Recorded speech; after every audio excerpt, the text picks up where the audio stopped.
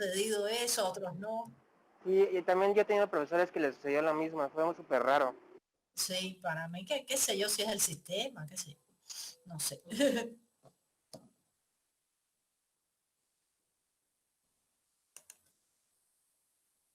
Bueno, voy a empezar. Pues bueno, en el curso de este semestre de estadística, lo que vamos a ver son métodos no paramétricos. Ustedes estudiaron en el semestre pasado estadística paramétrica. Entonces, bueno, precisamente por eso yo quise hacerle, creo que si no, vamos a ver, no. Si no entro aquí, no puedo darle acceso a los demás.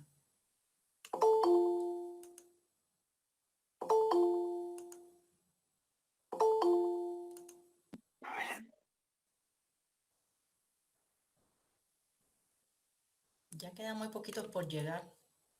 Déjenme esperar porque cuando yo siento el titán, pues es que alguien se quiere conectar, pero yo tengo que darle el acceso. Y no lo veo con la pantalla ya de la presentación.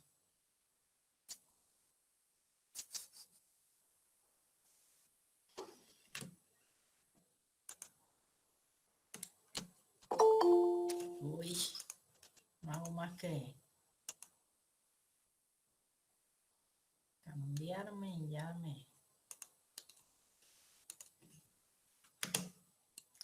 Bueno, comienzo de nuevo.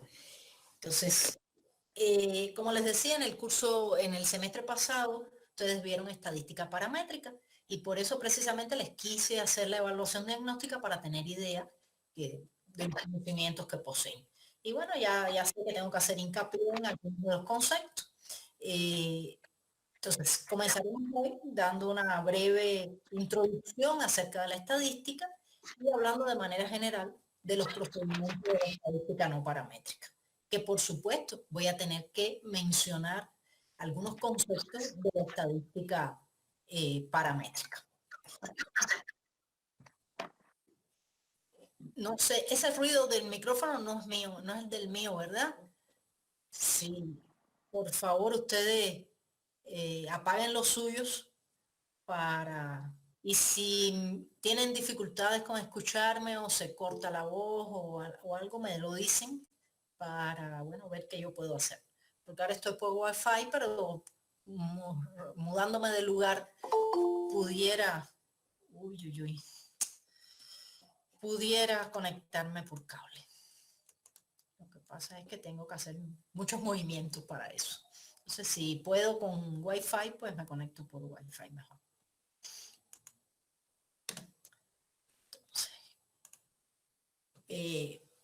Pues bueno, como les decía, comenzaremos de redefinir, volviendo a definirles qué es la estadística. Y bueno, la estadística es una disciplina que, como dice aquí en la diapositiva, está relacionada con los métodos. Vamos a tener que poner un límite para entrar a la sala porque si no, no me dejan a mí dar la clase. Todavía supuestamente quedan como 4 por llegar, si llegaran los 40.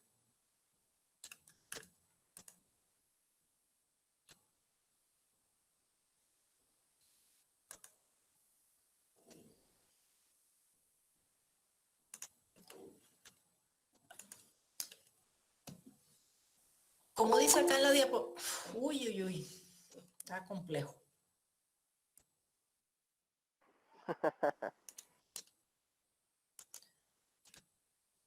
Voy a esperar un minuto y después de eso no voy a dejar ya acceder a nadie más porque si no, imagínense, no vamos a dar la clase más nunca. Vamos a esperar un minutico. Según dice ahí, bueno, ahora salió alguien, pero hay 38, pero eso me cuenta a mí y me cuenta mi presentación, así que son en realidad 36, ¿no? Porque a mí me cuenta doble por mi pantalla y por mi presentación. Y yo admití en el curso 40 estudiantes. Pero no voy a esperar más porque son las 13:08 ya. En este momento. Entonces, bueno, a ver. les decía que, como bien dice el título de esta diapositiva, la estadística, bueno, es una disciplina que está relacionada con todos los métodos científicos que necesarios para recolectar, organizar, tabular, presentar y analizar los datos. ¿Qué sucede cuando tenemos un conjunto de datos? Pues precisamente para poderlos analizar, lo primero, bueno, primero hay que recolectarlo, hay que organizarlo y para independencia de la naturaleza de esos datos, pues entonces es el análisis que se le va a realizar a dichos datos. Y ahora más adelante vamos a ver precisamente a qué nos referimos cuando hablamos de naturaleza de los datos. Y entonces, ese análisis, cuando se hacen análisis estadísticos de los datos, ¿qué vamos a poder sacar? Como dice aquí también, conclusiones válidas, tomar decisiones, poder hacer incluso inferencias a partir de la población de la cual se tomaron esos datos. Y todas esas conclusiones y esas inferencias va a ser con un grado de incertidumbre determinado, es decir, con ese grado de incertidumbre se mide en probabilidad. Con una determinada probabilidad podemos decir entonces que esos datos apuntan a una determinada conclusión o que de dónde se extrajeron esos datos se puede inferir determinada hecho y que va a ser, como les repito, eso tiene tiene asociado una determinada probabilidad de que sea de esa manera, de que con una determinada verosimilitud, pues va a ocurrir determinado evento. Y ese es el papel de la estadística, poder sacar conclusiones, poder incluso hacer predicciones acerca de lo que está ocurriendo en una determinada población. Pero siempre recuerden, eso tiene asociado un grado de incertidumbre y ese grado de incertidumbre se va a medir en términos probabilísticos. Y de ahí la importancia de conocer teoría de probabilidad, aparte de, bueno, otros métodos, porque esa es la base de la estadística, que cualquier afirmación que se haga es con un nivel de incertidumbre que se mide en probabilidad. Con tal probabilidad va a ocurrir ese evento. Entonces, cuando nosotros traemos datos de una población, es decir, cuando tomamos una muestra de una parte de la población, pues, ¿qué tenemos que hacer primero? Describir las características y analizar las características de esa muestra. Y es ahí donde ayer les comentaba de que la estadística se divide en dos grandes ramas. La estadística descriptiva, que también se le denomina deductiva, que es cuando describimos y analizamos las características de una muestra. Y una muestra no es más que una parte, una pequeña parte de la población, y que sirve para estudiarla y que las representa siempre y cuando nosotros hayamos tomado esa muestra con los métodos adecuados para muestrear y que además esa muestra tenga las características necesarias para que sea representativa de una población. La población es todo el conjunto de elementos, que puede ser finito o puede ser infinito. Finito cuando sabemos la cantidad de número, ¿no?, de miembros que tiene esa población. E infinito cuando es una población tan grande que o no conocemos exactamente su tamaño o es muy grande. Y cuando decimos que es muy grande, incluso cuando ya una n es mayor a 30, se dice que esa n se distribuye de forma normal, es decir, que va a tener un valor medio y se va a dispersar, es decir, el valor central de esa muestra tiene un valor medio promedio y después se dispersa de la misma manera hacia un lado hacia el otro. Ya incluso cuando ya es una muestra que se distribuye normalmente, en general, esa muestra ya se dice que es de tamaño infinito. Es equivalente a una población muy grande. Y esa población es la que vamos a estudiar, de la cual queremos sacar conclusiones. Entonces de ahí tomamos una muestra, que no vamos a hablar cuáles son las características, o se le puedo mencionar por arribita qué significa tener una muestra de esa población, una pequeña parte, que la represente. Y que la represente quiere decir de que en ella estén presentes las características fundamentales de esa población. Cuando, a ver, por ponerle un ejemplo muy simple, si decimos que una determinada enfermedad tiene una frecuencia de un 1% en la población, quiere decir de que por cada 100 individuos de esa población vamos a tener un enfermo con, es decir, una persona con esa enfermedad. Entonces, si queremos tomar una muestra de esa población para hacer un estudio de esa enfermedad, para que esa muestra sea representativa de la población, yo tengo que tomar una muestra de al menos 100 para tener aunque sea uno. Si tomo una muestra menor a 100, es muy probable que no tenga en mi muestra representado esa característica que yo quiero estudiar. Entonces, bueno, a eso se refiere cuando hablamos de una muestra representativa que tiene que poseer las características de la población y que es decir, las mismas características de la población y por supuesto del evento que yo voy a querer estudiar.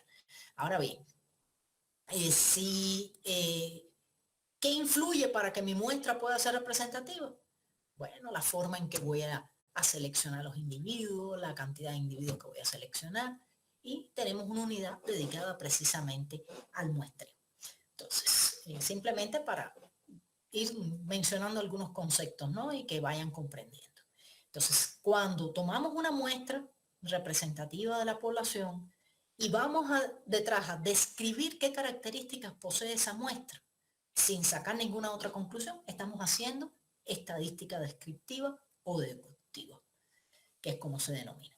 Y entonces ya después que describimos las características de esa población, es decir, de esa muestra, características de la muestra, y por tanto estamos calculando los estadígrafos, que es como se llama, de esa muestra, pues entonces después podemos hacer inferencias estadísticas acerca de la población, es decir, qué es lo que o cuáles son, estimar cuáles son los parámetros de la población a partir de las características y de los estadígrafos de la muestra. Y entonces en ese caso estamos haciendo o estamos utilizando las herramientas de otra de las ramas de la estadística, que es la estadística inferencial o inductiva. Entonces, cuando hacemos una inferencia, es decir, vamos a sacar una conclusión estadística, como les decía, eso tiene un determinado grado de verosimilitud, de incertidumbre, puede no ser absolutamente cierta y por eso es que se utiliza el lenguaje de las probabilidades. Entonces, ¿qué sucede con la estadística no paramétrica? ¿En qué se diferencia de la estadística paramétrica? Que la estadística no paramétrica necesita, es decir, o no necesita que en la muestra se cumplan determinados supuestos. ¿Y cuáles son estos supuestos? Se los tengo enumerados en la diapositiva. Los supuestos paramétricos, estos son los paramétricos, los que cumple la estadística paramétrica. Las muestras tienen que ser extraídas aleatoriamente de una población que se distribuya normalmente. ¿Y qué significa que se distribuye normalmente? Ahorita se los mencioné. Significa que una determinada variable va a tener un valor central, un valor promedio, a partir del cual se van a comenzar a distribuir el resto de los datos. Tenemos ese valor promedio y vamos a tener valores que se van menores al promedio, que se van alejando del promedio, pero menores, y valores mayores al promedio, que se van alejando del promedio. Pero ambos, los que se van alejando, van disminuyendo en relación al promedio y los que van aumentando, lo van haciendo de la misma manera, es decir, a la misma, van decreciendo de la misma manera o van incrementándose de la misma manera. Entonces, voy a hacer una sección y voy a ver qué es lo que, si es que se están conectando porque ha sonado mucho.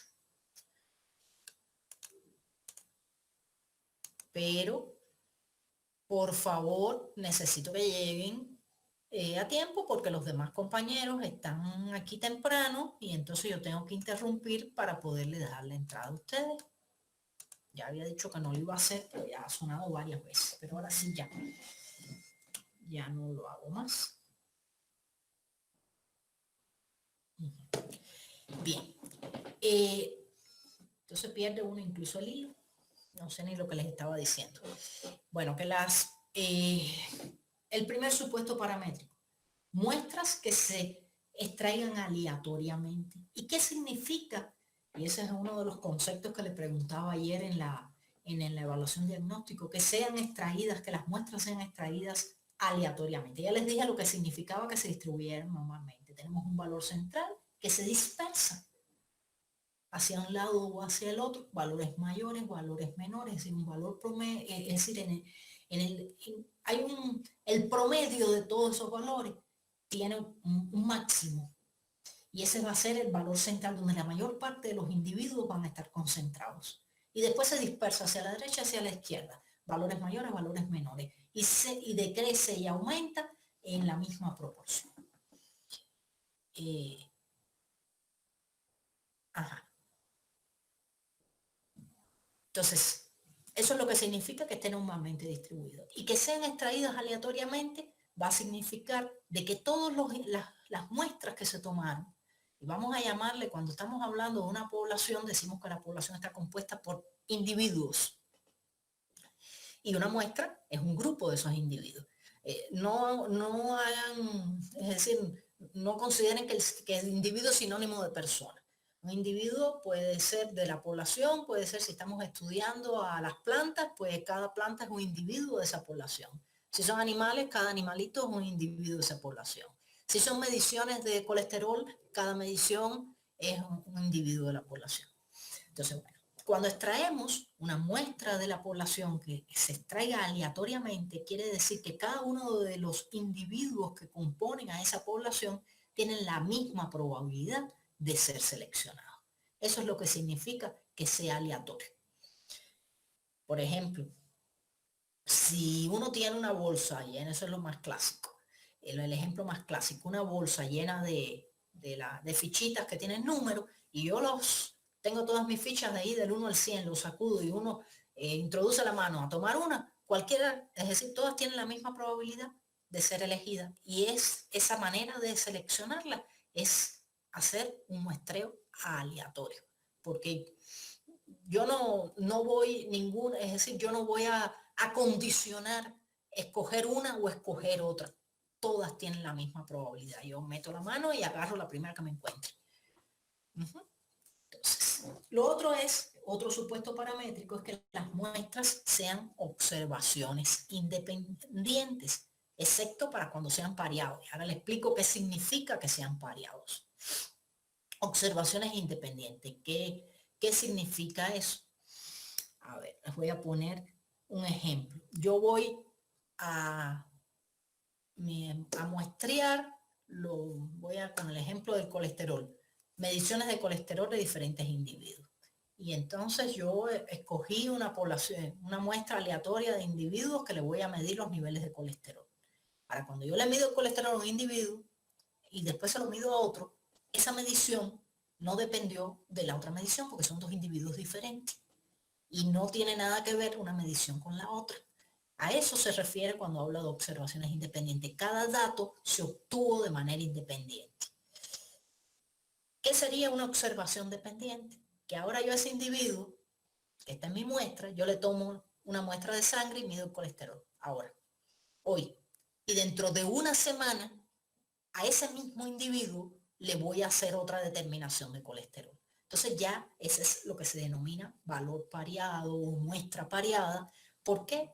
Porque estoy haciendo dos mediciones sobre el mismo individuo. Yo tengo dos observaciones, dos datos sobre el mismo individuo. Y por tanto, ellas dependen de los niveles de colesterol de un solo individuo. Es decir, una depende de la otra. No es que una dependa de la otra.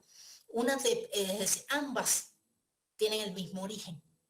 O sea, ya no son observaciones independientes, son observaciones dependientes en que yo le tomé una muestra de un individuo, después lo sometí a algún proceso, no sé, le di un medicamento o le di otra dieta y después o lo puse a hacer ejercicio y vuelvo a tomar una muestra de ese individuo. Entonces, por eso esas observaciones van a ser observaciones dependientes. Pero cuando cada unidad de observación es diferente, pues entonces esas son observaciones independientes y es uno de los supuestos paramétricos. Otro de los supuestos paramétricos es de que las muestras contarán de valores en un intervalo, una escala de medición proporcional. Y ahora vamos a ver precisamente en qué consisten las escalas de medición. Es decir, ¿a qué se refiere cuando hablamos de proporcionalidad? Es decir, que la muestra precisamente, es decir, que los datos de esa muestra, les puse ya el ejemplo de una población normalmente distribuida que aumentan o disminuyen de manera proporcional y que por tanto se alejan de ese valor central de manera proporcional. Y además van a ser datos cuantitativos. Eso es otro de los supuestos paramétricos. No pueden ser variables discretas, tienen que ser variables no discretas, perdón. No pueden ser variables cualitativas, sí pueden ser discretas cuando son cuantitativas, pueden ser continuas o pueden ser discretas, es decir, continua es un valor en que tiene, que puede tomar valores infinitos entre dos números, ¿no? O por ponerle el ejemplo, entre 0 y 1. Y discreta es que va a tomar o 0 o toma valor 1. Entonces ahí utilicé el término que no era. ¿A qué se refiere de que sean proporcionales? Tienen que ser variables cuantitativas, que pueden ser tanto continuas, pueden ser como discretas. Lo que no pueden ser son variables cualitativas. Y esas variables cuantitativas tomarán valores en un intervalo, en una escala de medición que va a ser proporcional, es decir, que puede aumentar o puede disminuir proporcionalmente una con relación a la otra. Y bueno, ahora veremos esas escalas de medición. Por otra parte, el cuarto supuesto, y no menos importante, es el último de ellos, es de que los datos tienen que tener homogeneidad de varianza. Recuerden que les dije que la varianza va a ser una medida de dispersión de los datos. Es decir, alrededor de ese valor central que van a tener nuestros datos cuando se distribuyen normalmente, pues hay una dispersión hacia un lado, hacia el otro, pero esa dispersión tiene que ser, si yo voy a comparar dos grupos de datos, tiene que ser la misma en este grupo y la misma en el otro. ¿Y por qué? Déjenme ver cómo yo puedo dibujar aquí.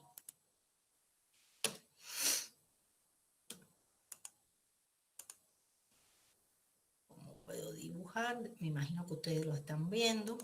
Por ejemplo, si yo tengo un valor central, no sé por qué esto me tiene las cosas en azul. Yo tengo un valor central, vamos a dejarlo así en azul, aunque se ve. Negro se va a ver mejor. Ese es mi valor central de mis datos. Y tengo otros datos con este otro valor central. Vamos a pensar que esa es la media de los datos. Y estos datos, en vez de poner puntos, lo que estoy poniendo es una línea, pero digamos que ese es el promedio de mis datos. Y esta sería la dispersión de mis datos.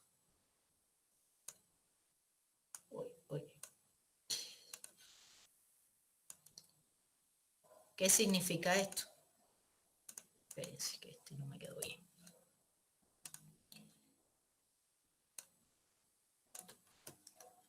Voy a copiar esto aquí. No lo voy a copiar porque... ¿Qué significa? Que yo voy a tener el promedio de mis datos, mi media, cae aquí, en este punto. Y hay más datos que, es decir, la mayoría de mis datos caen aquí y hay más datos que van a caer hacia acá y hacia acá. Y entonces cuando uno calcula la desviación estándar o calcula la varianza, pues entonces vamos a tener una dispersión que va desde aquí hasta acá. Ahora, mi otro conjunto de datos vamos a tener que tiene esta dispersión.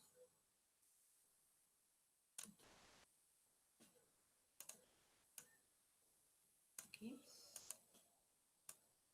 Y aquí. Es decir,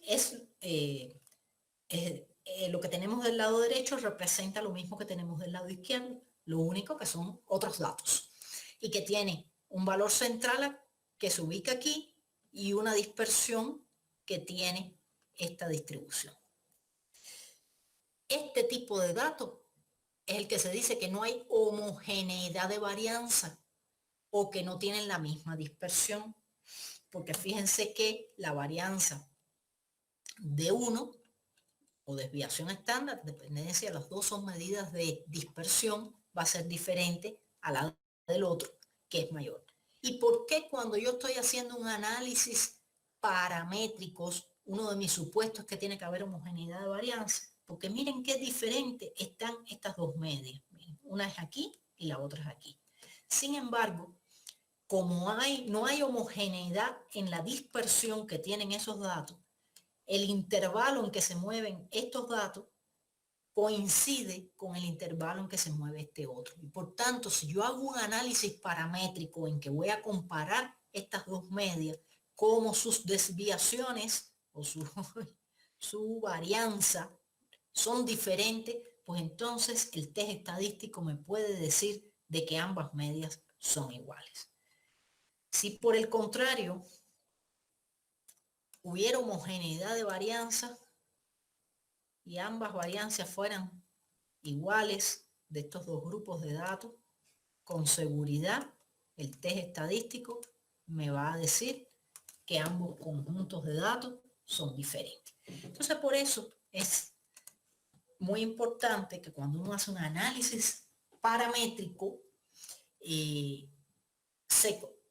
lo primero que uno analice es de que los datos tengan homogeneidad de varianza, es decir, que se dispersen de la misma manera. Porque si no ocurre así, no podemos hacer un análisis paramétrico, porque nos va a dar resultados imprecisos, es decir, equivocados.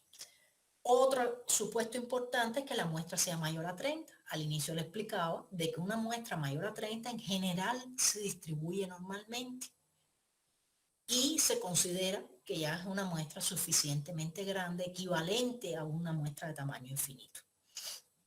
Entonces, siempre que uno tiene un conjunto de datos, lo mejor es poder hacer un análisis paramétrico, porque es más exacto, es más preciso.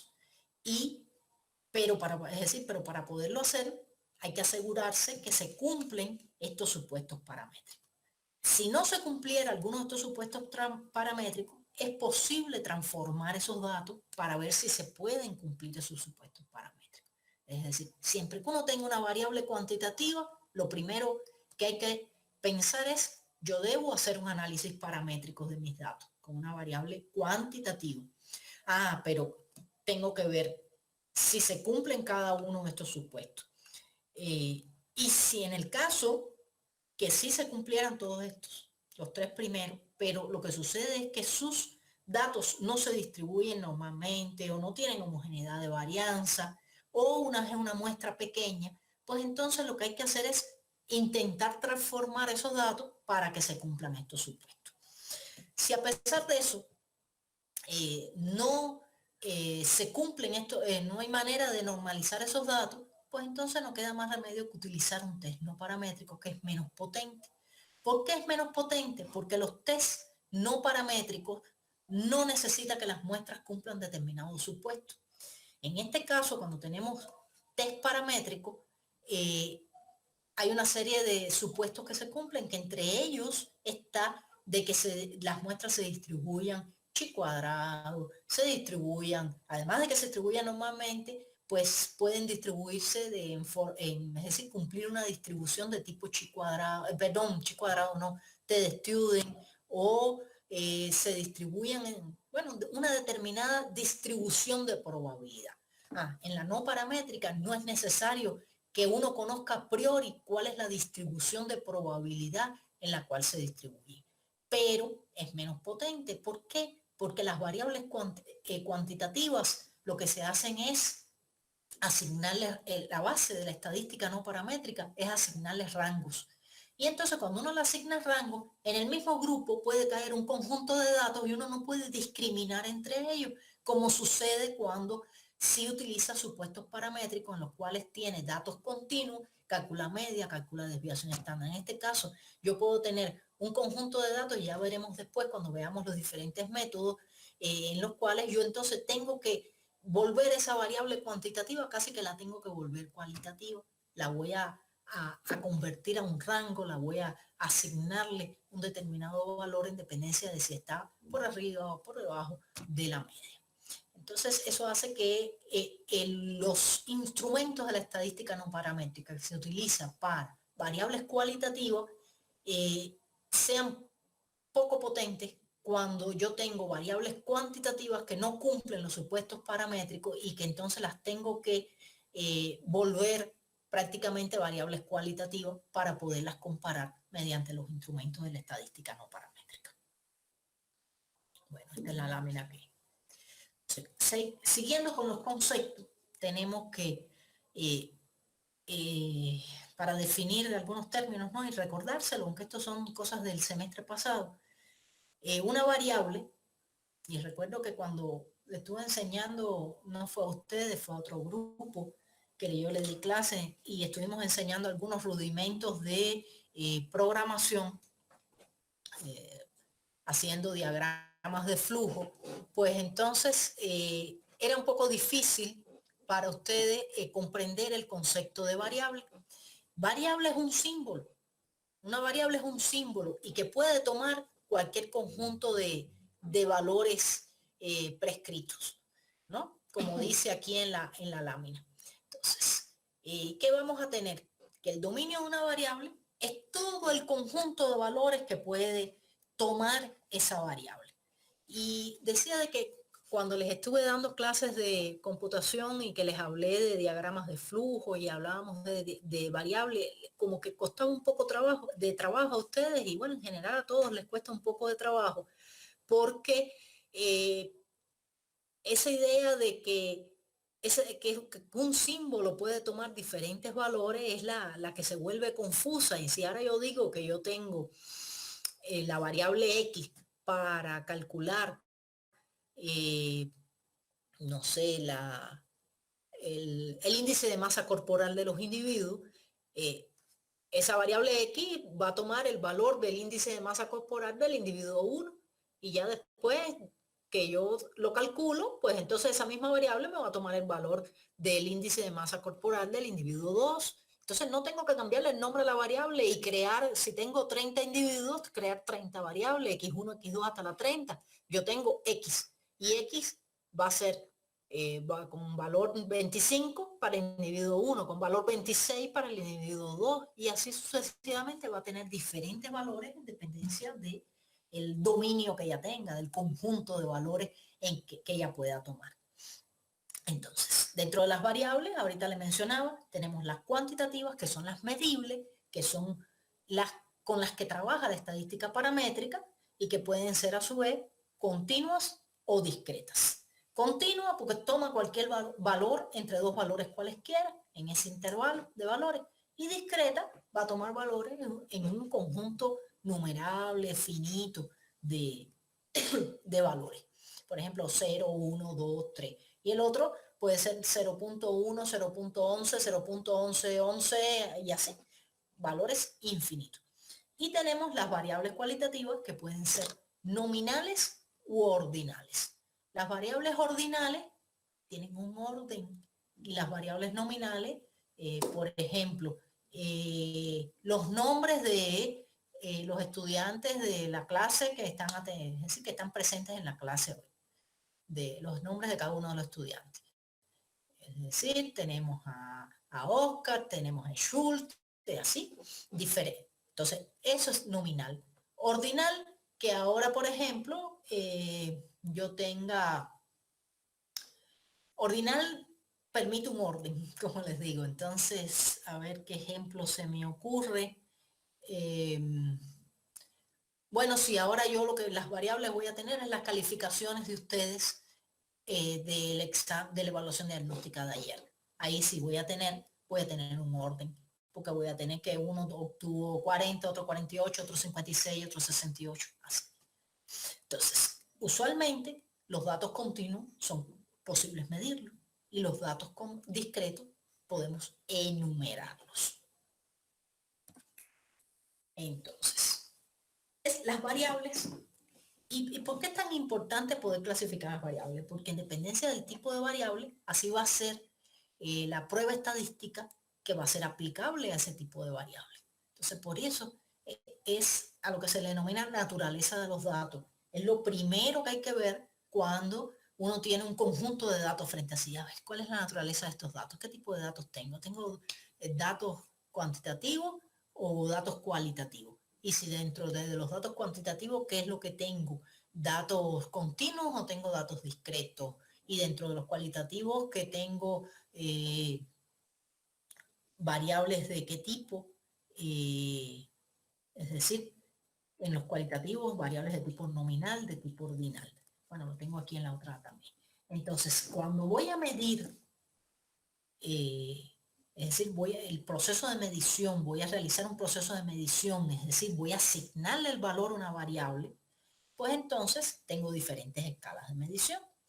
En las numéricas tengo la escala de intervalo o razón, que a veces se vuelve un poco difícil de discriminar cuál de las dos escalas están medidos mis datos, en intervalo o razón. Porque en definición, como dice la lámina, la escala de intervalo te permite calcular diferencias entre mediciones. Y la escala de razón, más bien lo que te permite comparar mediciones a través de un cociente. Y ahí, bueno, hay varios ejemplos, pero en realidad para mí lo más significativo, lo que nos permite determinar exactamente si es de intervalo o es de razón, es que la escala de intervalo tiene un cero que se establece por convención, no es un cero real. Y la escala de razón sí tiene un cero real fijo que no está sujeto a variaciones, ¿no? Es propio de la medición. Les voy a poner un ejemplo, las escalas de temperatura. Hay diferentes escalas de temperatura, la tenemos en grados Celsius, la tenemos en Kelvin, las tenemos en Fahrenheit. Entonces, en grados Celsius, el punto de congelación del agua es 0 grados. Ese sería el cero de esa escala. Pero en Fahrenheit no es ese valor, ni en Kelvin es ese valor. Por tanto, eso no es un cero real. Entonces, ese tipo de escala es de intervalo.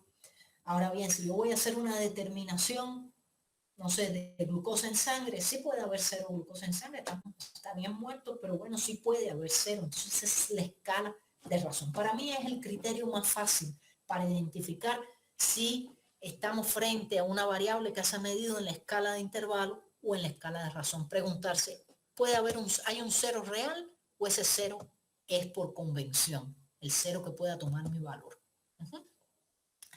Y en las categóricas, ya les hablé de las nominales, que no tienen un orden, y las ordinales, que sí van a tener un orden. Por ejemplo, miren, las estrellas de un hotel, eso es una escala ordinal, porque no se clasifican por una estrella, 2 estrellas, 3 estrellas, 5 estrellas, y se supone que el de 5 estrellas es mejor que el de una estrella, entonces, o presta mejores servicios, pues, y se ordenan de 1 a 5. Entonces, eso es una escala ordinal para clasificar, por ejemplo, los hoteles.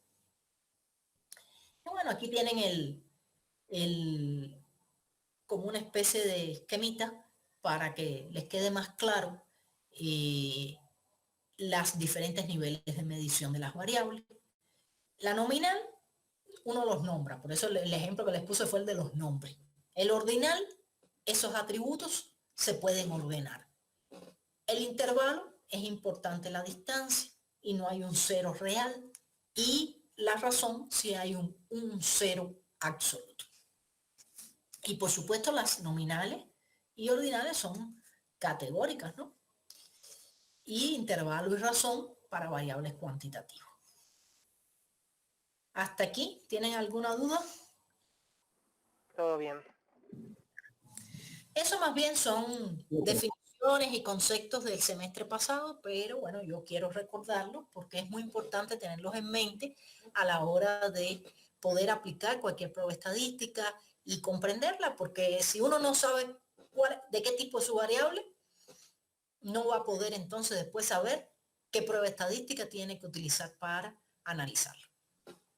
Y bueno, como ya les dije al inicio, los métodos de la estadística paramétrica no tienen, es decir, no se basan en supuestos a priori. Es decir, cuando me refiero a supuestos, me estoy refiriendo a cuáles son la forma en que se distribuyen los datos. Entonces, ya aquí viene resumidito. No se requieren supuestos acerca de la distribución poblacional de los datos. Las variables no tienen que estar medidas no tienen que ser variables cuantitativas medidas en intervalo o razón.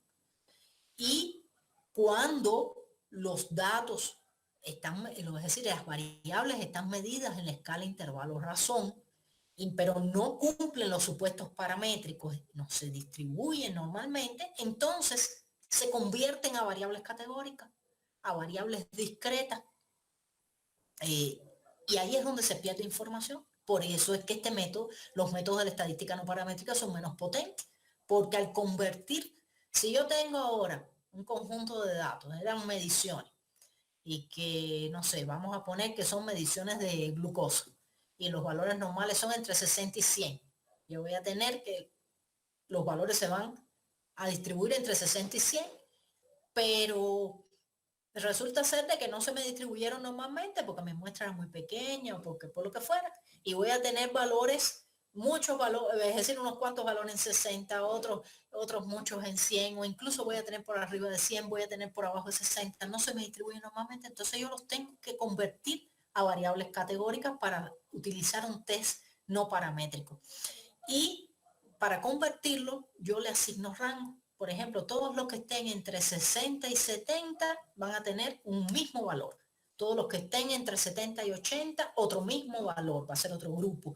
Y así, entonces, ¿qué sucede? Las diferencias que pudieran existir entre ellas, como que yo las borro, las disminuyo, las atenúo, porque lo voy a resumir en variables categóricas. Entonces yo voy a tener, en vez de tener, no sé, yo tenía 50 valores, ahora voy a tener entre 60 y 70, ¿cuánto tengo? Voy a tener 4 valores nada más, en el cual todos los que cayeron entre 60 y 70 va a ser un valor. Los que cayeron entre 70 y 80, otro, entre 80 y 90 otro, y entre 90 y 100 otro. Voy a tener 4 valores. Fíjense la cantidad de información que yo pierdo cuando los resumo en variables categóricas. Entonces voy a tener, por ejemplo, los entre 60 y 70, van a tener el valor 1, entre 70 y 80 el 2, el otro el 3, y entre 90 y 100, que serían los últimos 4. Entonces, pierdo el dato fino, pierdo información. Entonces, bueno, ahí tienen un esquemita de que, bueno, los métodos de manera general, yo tengo mis datos, planteo mi hipótesis, fijo mi nivel de significancia, selecciono la prueba, hago el cálculo estadístico, veo la probabilidad, es decir, determino mi nivel estadístico adecuado, veo la probabilidad, contrasto los valores de la probabilidad que me dé mi estadígrafo con los que, con el nivel de significación, con el valor que, de acuerdo al nivel de significación que yo haya fijado en mi prueba, y acepto o rechazo la hipótesis nula. Y entonces después lo contextualizo. Voy a el contexto de mis datos y digo qué significa aceptar o rechazar la prueba. Como se darán cuenta, este procedimiento es el mismo que se utiliza en la estadística paramétrica. Lo único que aquí voy a utilizar pruebas diferentes y estadígrafos diferentes, pero el procedimiento de manera general sí es el mismo. Y la otra diferencia es de que siempre voy a tener datos de tipo cualitativo, medidos en escala ordinal o en escala nominal. O en el caso que los tuviera de intervalo razón, los tengo que convertir a esa escala. Y como les decía, enfatizo ese aspecto, eso solamente se hace en el caso que de veras mis datos no se distribuyan normalmente, no cumplan los supuestos paramétricos y que no haya habido manera, y yo les voy a enseñar algunos de los procedimientos de convertir, es decir, de normalizar esos datos. Porque siempre que uno tenga datos cuantitativos medidos en intervalos razón, hay que hacer todo lo posible por utilizar los instrumentos de la estadística paramétrica porque son mucho más potentes que lo de la estadística no paramétrica. ¿Qué ventajas? Porque ustedes van a decir, bueno, ¿y entonces para qué existe? Bueno, existe porque tiene algunas ventajas. Tiene algunas ventajas de utilizar estos procedimientos y por otro lado que a veces no queda más remedio, porque aunque sea menos potente, ay, ¿qué hice? Aunque sea menos potente que la estadística paramétrica, pues a veces los datos no cumplen los supuestos paramétricos y no queda más remedio. Ahora bien, ¿cuáles son las ventajas? Que si uno tiene muestras pequeñas, esa sí no hay manera de transformarla. Cuando hablamos de muestras pequeñas, una N pequeña, una cantidad de datos pequeños, menos de 30. Yo eso fue la muestra que pude tomar. No tengo posibilidad de incrementarla. No puedo utilizar un test paramétrico porque mi N es muy pequeñita. Tengo 5 datos, 6 datos, 10 datos. ¿Qué voy a hacer? No tengo manera. Ahí sí, no hay forma. Y entonces, aunque yo no conozca de qué manera se distribuyen esos datos, si se distribuyen de students, si se distribuyen normalmente, si se distribuyen de acuerdo a la F, no sé cómo se distribuyen, pues yo puedo, sin conocer ese tipo de distribución, yo puedo utilizar la estadística no paramétrica. Entonces, requiero de menos supuestos a priori. No necesito saber de cómo se distribuyen los datos. Este tipo de procedimiento es aplicable a datos categóricos, es decir, que están en escala, medidos en escala nominal o en escala ordinal. Puedo analizar observaciones que vengan de diferentes poblaciones y compararlas. Cuando digo diferentes poblaciones es que en las que no, como son de diferentes poblaciones, pues no hay homogeneidad de varianza, es decir, no se distribuyen normalmente los datos, no hay homogeneidad de varianza, pero utilizando la estadística, estos procedimientos, pues los puedo comparar, que si no, no podría. Y en general las pruebas son simples y fáciles de interpretar. Ahora, ¿qué ventajas tienen? Que las pruebas no han sido sistematizadas. ¿Qué significa eso? Que en general la misma prueba se aplica para más de, es decir, diferentes pruebas, todo lo contrario, diferentes pruebas se pueden aplicar para el mismo problema. Y entonces, bueno, y ahí es problema del investigador que diga, bueno, yo estoy acostumbrado a usar esta prueba me da buenos resultados y entonces, bueno, a veces como que es un poquito más confuso porque entonces uno tiene todo un listado de la prueba y cuando uno comienza a utilizar estos métodos, uno dice, bueno, ¿cuál de ellas uso? Bueno, todas te sirven, puedes usar cualquiera de ellas. Entonces, no hay una sistematización como, y ustedes verán ahora al final que les voy a hacer un resumen de las diferentes pruebas paramétricas y no paramétricas, que entonces uno dice, no, miren, cuando tienes 2 muestras independientes, pues, y es paramétrico, usa la T-Student. Tienes 3 o más, usa el análisis de varianza. Tienes 2 muestras dependientes, una T-Student para muestras dependientes. Bueno, en este caso, ya ustedes verán que puedes decir, puedo usar esta otra, puedo usar esta otra, y entonces, bueno, al inicio uno se confunde, pero bueno, uno en general utiliza la que más usa todo el mundo y si te da buenos resultados, pues usa esa siempre.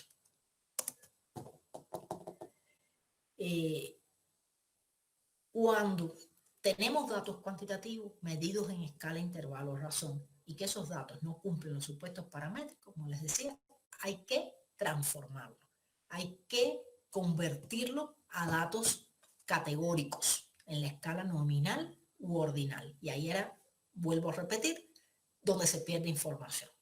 Porque, ¿cómo se hace esta transformación? Se hace mediante las llamados ranking en inglés o técnicas de conteo y asignación de rango. Es decir, uno ordena los datos, por ejemplo. no sé, yo tengo ahora un conjunto de datos, no sé, del 1 al 10. Entonces, ¿qué hago? Los ordeno. Por ejemplo, las calificaciones, vamos a poner que tengo calificaciones de los estudiantes y tenemos el 1, el 2, el 3, el 4, así, y las ordeno de forma ascendente o de forma descendente y les asigno un rango, como les decía ahorita, de que tenía mediciones de glucosa y yo decía, todas las que estén entre 60 y 70 le voy a asignar el valor 1, entre 70, 71 y 80, el 2, 81 y 90, el 3 y 91 y 100, el 4. Entonces, si tuviera valores repetidos, pues promedio el valor, ese valor del rango que le voy a otorgar. Y, o también pudiera contarlas, enlistarlas, agruparlas por mismo tipo. Es decir, ya veremos después específicamente cómo se hace, pero son fundamentalmente estas técnicas: asignarle rango, posicionándolo, ordenándolo, y le asigno un rango. Y bueno, en el caso, como dice ahí, que sea repetido, pues saco el promedio o hago un conteo de observaciones. Es decir, una variable cuantitativa la vuelvo cualitativa prácticamente. Y lo que van a ser después, usualmente variables ordinales, que se van a ordenar de acuerdo a un orden, pero se va perdiendo información porque valores que estaban valores continuos, de pronto ahora los voy a volver discretos, porque todos van a caer en el mismo lugar, porque pertenecen al mismo rango. Entonces, aquí es una especie de resumen que ahora ustedes lo verán así, dirán, ¿y esto qué es? Ustedes conocen nada, conocen lo que solamente las paramétricas, o se supone que las deban conocer. Por ejemplo, cuando uno va a comparar una muestra en los test paramétricos, utiliza la T-Student. Ahorita les puse el ejemplo para 2 muestras, pero la T-Student también puede ser comparar una sola muestra. Una sola muestra contra, si difiere de un valor fijo. Eso es algo que se le llama comparar una sola muestra. O también la prueba Z. Y en el caso de los no paramétricos, se utiliza la prueba de signos de rango de Wilcoxon. Cuando queremos comparar 2 muestras, si son relacionadas, es decir, si son observaciones dependientes, es la T-Student para muestras dependientes, y si son independientes o no relacionadas, una T-Student para muestras independientes. Y en el caso de la no paramétrica, la prueba de, fíjense cómo se van repitiendo, la prueba de signos y rangos de Wilcoxon también se utiliza para 2 muestras. Aunque aquí también se repite en el caso de yo señalando con la mano, mi mano, ustedes no la ven. Aquí se repite, pero bueno, no es la norma acá en las pruebas paramétricas. Y en el caso de 2 muestras independientes, se utiliza la prueba Udemann-Wigner, en el caso de los no paramétricos. Cuando se comparan 3 o más muestras, siempre necesitamos hacer análisis de varianza, que no son comparar varianza. Todos estos análisis lo que hacen es comparar medias. Y tenemos el ANOVA de una vía, el análisis de varianza de una vía para muestras independientes, o la prueba de Kruskal-Wallis en el caso de las no paramétricas. Y cuando son muestras relacionadas, es el ANOVA de medidas repetidas, o en el caso de la no paramétrica, la prueba de Friel. Para comparar datos categóricos, por supuesto, métodos paramétricos no existen. Y el no paramétrico es la prueba de chi cuadrado. En el caso de medidas de asociación o correlación, tenemos el coeficiente de correlación de Pearson, cuando hacemos un análisis de correlación. Y en el caso de la no paramétrica, es el coeficiente de correlación de rango de Spearman. Es parecido, pero es un coeficiente de correlación de rango. Y en el caso de pruebas de aleatoriedad, por ejemplo, las pruebas que se utilizan para los controles de calidad, por ejemplo, de una fábrica, uno tiene, no sé, una cadena de producción, no sé si han visto que va pasando por la cadena de producción, no sé, litros de leche, y que hay que ir viendo si hay alguno que tiene algún defecto o algo, bueno, para ver si realmente cómo se hace las pruebas de calidad lo que se utilizan son las pruebas de aleatoriedad para ver si de que aparezcan litros de leche defectuosos, un problema de que aleatorio, de que sucedió, o si es que hay algún factor sistemático que está provocando el defecto en el producto. También se utiliza, por ejemplo, este tipo de prueba en las elecciones, por ejemplo, cuando tienen conteos de boleta para ver si puede haber ocurrido fraude, por ejemplo, y a la hora de contar las boletas, pues en dependencia de la cantidad de votos que haya por el mismo candidato o si se van alternando, pues hay pruebas para tratar de estimar, por supuesto, con un grado de incertidumbre, con una probabilidad en particular de que haya ocurrido un fraude, por ejemplo, igual de que la calidad de la producción sea buena o sea mala, también se da con un determinado grado de probabilidad, pues para eso se utilizan pruebas no paramétricas como la prueba de las rachas. Y como su nombre lo indica, si yo tengo ahora un grupo de pomos de leche que me están saliendo de la cadena de producción, me está saliendo, no sé, 10 seguiditos de litros de leche con defecto y después salen 2 o 3 buenos y después me salen 15 con defecto, son rachas, ¿no? Y eso es lo que se compara. Las rachas, por ejemplo, de un tipo o de otro. Y lo mismo pasa con los votos. Si de pronto ahora lo que me hicieron fraude porque quieren votar por un determinado candidato, seguro que van a salir muchas boletas por el mismo. Y después salen muchas por el mismo, porque no van a estar pendientes de haber introducido las boletas en la urna con la aleatoriedad necesaria para que no se pueda detectar de que ocurrió fraude. Entonces, bueno, esto es un resumen de las pruebas paramétricas y su equivalente no paramétrico, que ahora ustedes eso como que será imposible casi que lo memoricen. Me refiero a esta columna derecha porque todavía no la han estudiado. Pero a medida que vayamos avanzando en el curso, pues entonces yo digo que esta tabla les va a ser muy útil. Y acá les tengo una guía parcial para decidir cuál es la prueba estadística adecuada. Guía parcial porque, bueno, solamente tiene la primera parte, que es muy semejante a algún esquema que les mostré hace un ratico, donde les decía los procedimientos a la hora de aplicar una prueba estadística son semejantes a los que, es decir, a los que se llevan a cabo, es decir, cuando digo la estrategia, no el procedimiento, la estrategia que se sigue es semejante a la de una prueba paramétrica, porque uno tiene un conjunto de datos a analizar y lo primero que uno se pregunta, bueno, ¿qué yo quiero ver? Si hay asociación, correlación entre estos datos. Es decir, que cuando uno aumenta, el otro aumenta, o cuando uno aumenta, el otro disminuye, o cuando uno disminuye, el otro disminuye.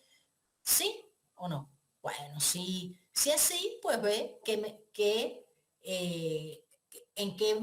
decir, en qué escala de medición están las variables, y en dependencia de eso se selecciona la prueba de acuerdo con las variables que uno tenga.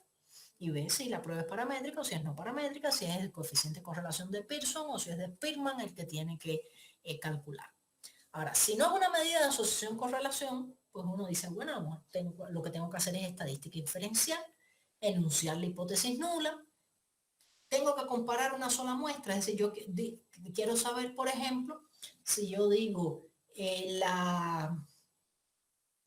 la media de la producción histórica de, no sé, de aguacates en México era de, no sé, de 1 millón de aguacates diarios.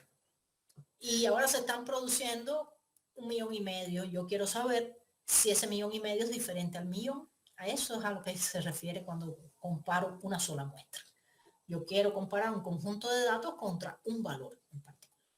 Si es así, pues hago una prueba por una sola muestra y voy de nuevo a determinar cómo se midieron mis variables, seleccionar mi prueba, todo lo que viene del lado de acá. Y si no es una sola muestra, pues pruebas por más de una muestra.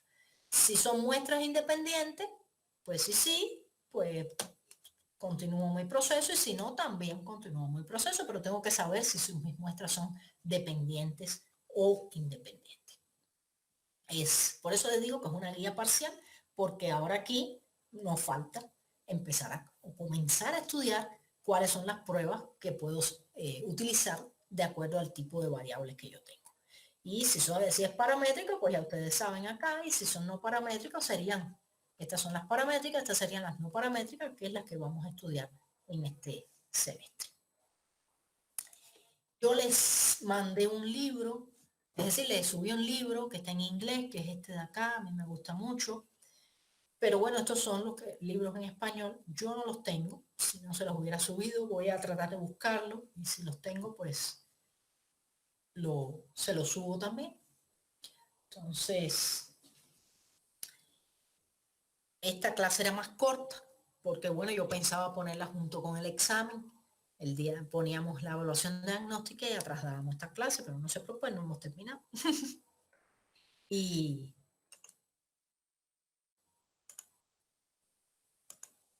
no hemos terminado. Vamos a seguir viendo entonces, porque nos queda casi media hora, viendo la normalidad de los datos. Porque la realidad es que mi plan era que, ya les decía, ponía la evaluación y atrás dábamos esta clase que es más corta porque es introductoria. Pero, ¿alguna duda con lo que hemos visto hasta ahora? No, profesor. No. No, ninguna. No, ninguna. Si ustedes, cuando yo les estoy explicando algo, hay algo que no entiendan o quieren decir que se lo explique de otra manera o que lo vuelva a repetir o lo que sea, ustedes me interrumpen y me lo dicen. Eso es muy importante para que no se vayan a ir acumulando las dudas. No, es esta. Esta, como ustedes ven, es la clase 2, que era lo que íbamos a dar hoy, pero empezamos y hasta donde lleguemos. No se preocupen que no los voy a tener más allá de las 2:30. Y es en relación a la normalidad y homogeneidad de varianza de los datos. Como ya les hablé hasta ahora mismo, es decir, hasta hace un ratico que les estuve diciendo de que un supuesto paramétrico es que los datos tienen que distribuirse normalmente y además tener homogeneidad de varianza. Eso se le llama también en estadística homocedasticidad. Entonces, fíjense aquí. Esta es una forma de representar los datos en que vamos a tener aquí, por ejemplo, puntajes y aquí la frecuencia con que van a ocurrir. Cuando los datos se distribuyen normalmente, vamos a tener un valor central, o la mayor parte de los datos van a estar concentrados aquí, de tal forma que la media de esos datos, es decir, la suma de todos ellos dividido entre la cantidad de datos, está en este punto. La mediana, que es el valor central de los datos, y ayer comentábamos que si tenemos un número impar de datos, es exactamente el valor central. Y si tuviéramos un número par de datos, entonces par de datos, tendríamos que tomar los dos valores centrales, sumarlos y sacar el promedio.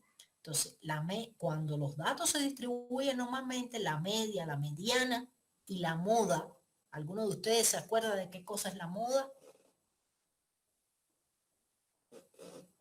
¿Es el dato que más se repite? Exactamente, el valor más frecuente, el dato que más se repite. Pues cuando los datos se distribuyen normalmente, la media, la mediana y la moda, todos van a coincidir en este punto, en el valor central. Y después esos datos se van a dispersar hacia la izquierda. Ahorita les hablé mucho de eso, pero no tenía ningún gráfico para mostrarles. Y hacia la derecha de forma simétrica y proporcional. En estos casos, estas desviación hacia un lado, hacia la izquierda y hacia la derecha es lo que nos va a denotar la desviación estándar de los datos. En este caso, cuando los datos se distribuyen normalmente, usualmente tienen desviaciones estándar pequeñas. ¿Por qué? Porque la distribución normal tiene esta forma así, afilada, además de simétrica, más bien afiladita. A medida que se va aplanando esta curva, la desviación estándar también va a ir aumentando. Es decir, los datos se van a ir dispersando o van a tener una mayor dispersión hacia la derecha y hacia la izquierda. Y estas colas de ambos gráficos van a ser asintóticas. ¿Qué significa que sean asintóticas? Que nunca van a llegar a tocar el eje de las X. Se van a ir acercando cada vez más, pero nunca la van a llegar a tocar el eje de las X. Entonces, en este caso, los datos que siguen esta distribución tienen una desviación estándar pequeña. Y los que siguen esta otra, que tienen una curva más aplanada, tienen una desviación estándar mayor. Por tanto, si yo tuviera que calcular, comparar estos dos conjuntos de datos, ellos no van a tener la llamada homocedasticidad. No van a tener homogeneidad de varianza. Recuerden que la varianza es el cuadrado de la desviación estándar. Porque fíjense, este tiene una desviación estándar más grande y este una desviación estándar más pequeña. Entonces, en ese caso, yo no puedo utilizar una prueba paramétrica. Tendría que utilizar una prueba no paramétrica. Pero como yo les decía, como las paramétricas son más potentes, lo primero que yo tengo que hacer es, bueno, déjenme ver si puedo resolver este problema transformando mis datos. Lo otro que quería comentarles, ya que tengo estas dos curvas delante, que en dependencia de precisamente de esa desviación estándar, estas curvas toman diferentes nombres. Tenemos las curvas mesocúrvicas, que son las aplanaditas, es decir, las más chaticas, en la cual la desviación estándar es más grande, las leptocúrticas, en que la desviación estándar es más pequeña y es más afinadita, más puntiaguda la curva. Y ahora de pronto se me olvidó el tercero. Las platicúrticas, que son más aplanadas todavía que las mesocúrticas. Mucho más aplanadas, y aquí no está representada, y tienen una desviación estándar mucho mayor. Entonces, aquí les tengo representada la distribución normal. La distribución normal, ¿por qué se caracteriza? Vuelvo a repetirlo, porque todo lo que me estaba hablando hasta ahora es de distribuciones normales, pero ya aquí está representada tal y como se hace. Vamos a tener un valor central donde tenemos media, moda y mediana, y después estos valores se van alejando. Entonces, perdón. ¿Qué hice? Aquí. Entonces, como dice el título de esta diapositiva, la distribución normal es aquella en que o es la distribución de probabilidad de una variable continua que aparece más frecuentemente. ¿Y cuál es la más frecuente? Este punto. Entonces, ¿qué sucede? Para calcular el área debajo de estas curvas, hacen falta unas ecuaciones que son muy complejas. Y entonces, para simplificarlo, en el caso de la distribución normal, ¿qué se hizo? Pues bueno, vamos a normalizar, de ahí salió el nombre, vamos a normalizar los datos y vamos a convertir cada uno de los datos de lo que tendría aquí abajo en el eje de las X, y aquí lo que tengo son frecuencias en el eje de las Y, vamos a convertirlos a valores de Z. Y eso nos va a facilitar, porque si lo que yo tengo aquí es un valor central, es decir, yo voy a tener mis valores, y aquí en este voy a tener la media, y a partir de acá los valores se van dispersando, yo puedo convertir esto a unidades de desviación estándar y con eso lo normalizo. Y por tanto, ¿qué hago para representar mis datos en una curva de distribución normal? Calculo la media de mis datos, que es la que va a estar aquí, y entonces después, hacia acá, hacia la derecha y hacia la izquierda, en vez de poner mi dato crudo, lo que pongo son valores de Z. ¿Cómo se calculan los valores de Z? Mi valor, mi dato crudo, acuérdense que el dato crudo es el que yo recojo directamente de la realidad, es decir, de mis observaciones, les resto la media y lo divido entre la desviación estándar. Y entonces eso es lo que voy poniendo acá. Por tanto, y desviación estándar, ¿cómo la calculo? La raíz cuadrada de la sumatoria de mi valor menos la media elevado al cuadrado entre la cantidad de datos menos 1. Esto es desviación, raíz cuadrada, que lo que no tiene es el palito este de acá, porque para mí que se me borró en algún momento. Entonces, de esta manera, es mucho más simple calcular las áreas bajo la curva que si yo lo que tuviera aquí es mis datos crudos. Porque al tener aquí mis datos crudos, las funciones para calcular todo el área debajo de esta curva se llaman funciones de densidad, que en algún momento yo se las voy a enseñar. De cada una les voy a enseñar la de la T de student, la de la normal, de la F, que verán qué ecuaciones tan complejas con unos exponentes y unos, es decir, son ecuaciones muy complejas para calcular el área debajo de la curva. Entonces a alguien se le ocurrió, pues si yo lo convierto a valores de Z, lo voy a simplificar, se me va a simplificar y no hay duda que se simplifica porque yo lo único que tengo aquí ahora son valores de desviación estándar. Una desviación estándar, 2 desviaciones estándar, 3 desviaciones estándar. Entonces la Z, ¿cómo se distribuye? Con media 0. El que tenga el valor de la media, ¿cuánto sería esto? 0 menos 0. Bueno, ya, eso el valor de Z va a ser 0. Y desviación estándar 1. Porque lo que voy a tener aquí son valores de desviación estándar. Como la curva es simétrica, hacia el lado de la derecha tengo una desviación estándar y a la izquierda tengo menos una desviación estándar, o menos 2, o menos 3, y aquí tengo más una, más 2 o más 3. Entonces ya después el área de la curva se vuelve muy fácil de calcular, porque aquí voy a tener el 68.26% de esta curva corresponde a más menos una desviación estándar. El 95.45 más menos 2 desviaciones estándar. Y el 99.73 vamos a tener más menos 3 desviaciones estándar. Entonces, de tal manera que cuando uno fije los criterios de decisión para decir si una hipótesis nula es cierta o es falsa, es decir, si la acepta o la rechaza, lo único que tiene que fijar un valor de probabilidad, porque si yo digo 95.45% de nivel de confianza de que mi hipótesis nula es cierta, quiere decir de que voy a estar en esta zona, es decir, 2 desviaciones estándar, voy a estar en este pedazo de la curva. Ay, se me fue. Es que esto es de touch.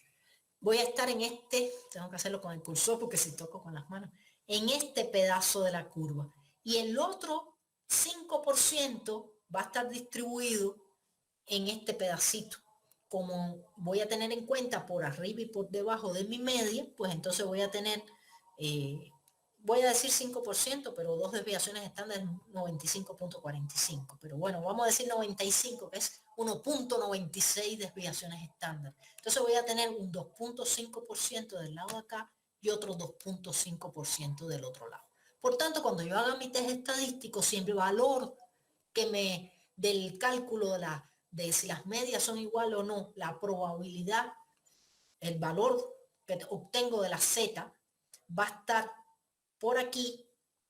Su probabilidad es tan bajita que tengo que rechazar la hipótesis nula. No se ve su cursor, doctora. ¿No se me ve el cursor?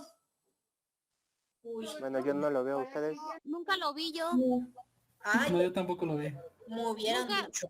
No Nunca sé lo desde vi. qué hora. No, nunca lo vi yo. No, ni yo. Ay, qué bueno que me lo dicen. Tengo que buscar porque hay una cosa acá que dicen que el cursor, que se le dice cuál es el cursor, qué es lo que uno quiere poner en el cursor. Pero no me lo sé ahora.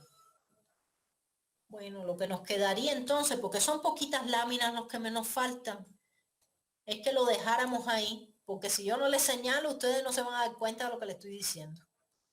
Hasta que yo logre averiguar, o si alguien sabe que me diga, porque sé que hay una forma del cursor hay una forma de que yo pueda poner el cursor. En definitiva, lo que nos quedan son 10 minutos nada más. ¿Qué les parece si lo dejamos ahí entonces? Porque si no les puedo señalar, ustedes no se van a dar cuenta de lo que les estoy explicando. Sí, profesora, muchas gracias. Sí, muchas gracias. Sí, está bien. Yo Sí, porque averiguo. no sabía que, No, no no, sabía que claro. estaba No, señalando. exacto, no se van a dar cuenta y además ya es bastante información lo que les he ido transmitiendo hoy y en definitiva nos quedan 10 minutos de clase nada más. Entonces, ¿cuándo es que nos vemos? Mañana, ¿no? Creo que sí, mañana. Mañana de nuevo y les prometo averiguar cómo es la historia del cursor para poderle señalar. Ujú.